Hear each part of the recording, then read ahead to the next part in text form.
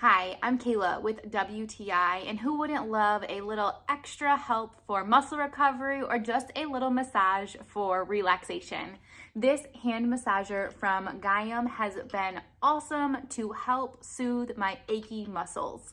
This hand massager is a really nice, convenient, and small size, so the handle itself fits so comfortably in my hand.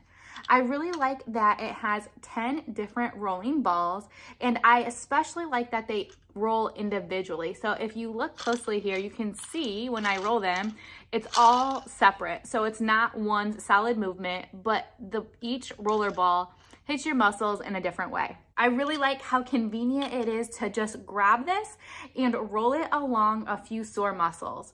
Personally, I really like to use it along my neck and my shoulder, just like this, to just release some of the tension that I hold there and just get a nice pressured massage from the roller balls.